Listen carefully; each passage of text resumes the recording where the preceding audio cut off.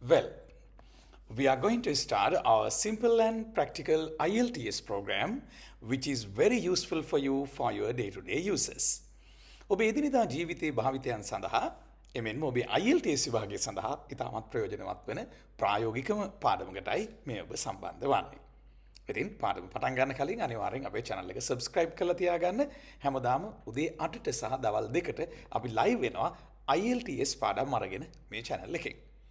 මේ පාඩමෙන් මම ඔබ සමග සාකච්ඡා කරන්නේ there is වාක්‍ය රටාව සමග passive infinitive යෙදෙන ආකාරය.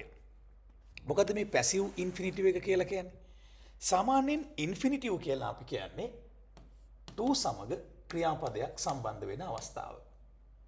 to plus verb. දැන් verb එක විතරක් ගත්තොත් අපි කියනවා bare infinitive කියලා. මේක IELTS grammar වලදී වට ඉතාම වැදගත් වෙන පාඩමක්. bare infinitive.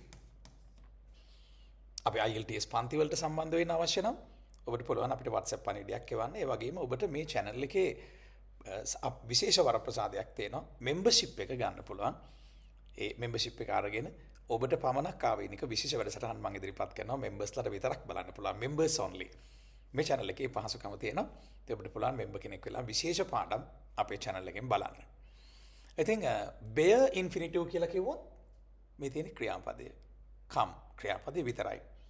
දැන් infinitive කියන්නේ to come, to go, to run, to do යන ආදී වශයෙන් යෙදෙන අවස්ථාව. දැන් ඔබ දන්නවා passive voice වලදී සාමාන්‍යයෙන් ක්‍රියාපදයේ past participle එක තමයි යොදාගන්නේ. දැන් do කියන ක්‍රියාපදය ගත්තොත් do වල past participle එක වෙන්නේ done. ඉතින් මේ done කියන වචනය to සමග කෙලින්ම සම්බන්ධ කරන්න බෑ. අපි to be කියලා be කියන ආධාරක පදයට පසුව තමයි done යොදන්නේ.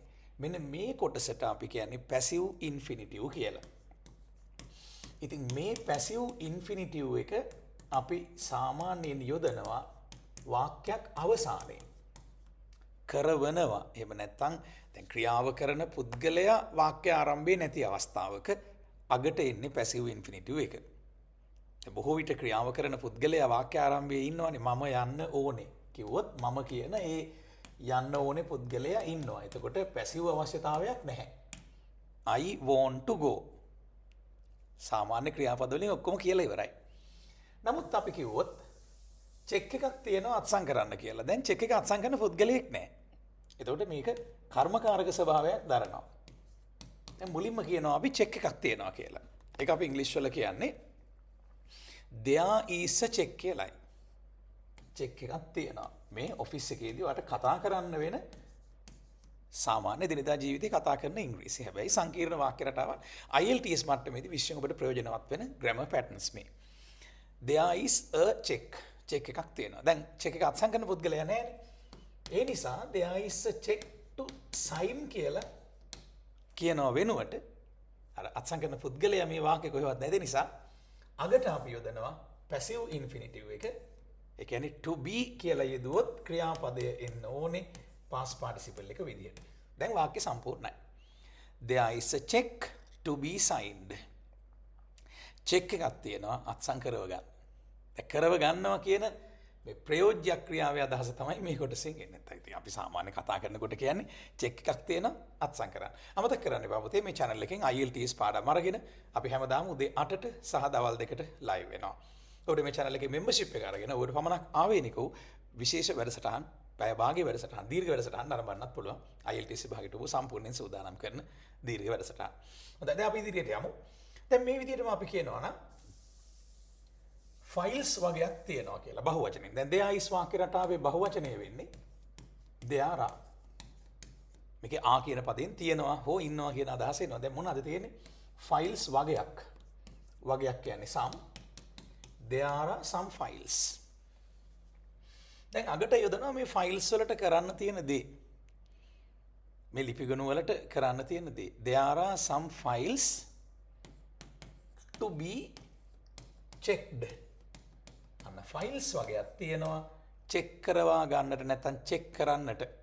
හැබැයි දැන් මෙතන වාක්‍ය ආරම්භයේ පුද්ගලයෙක් නෑ මේ චෙක් කරන පුද්ගලයා නෑ ක්‍රියාව කරන්න නෑ කර්තෘ නෑ. ඒ නිසා අගට අපි යොදනවා passive infinitive කියන එක.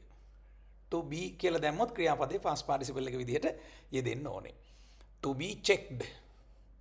To be checked. There are some files to be checked. දැන් අපි ඒක වචන වාක්‍යයකට නැවත යමු. අපිට කියන්න පුළුවන් there is a letter. ලියුමක් තියෙනවා.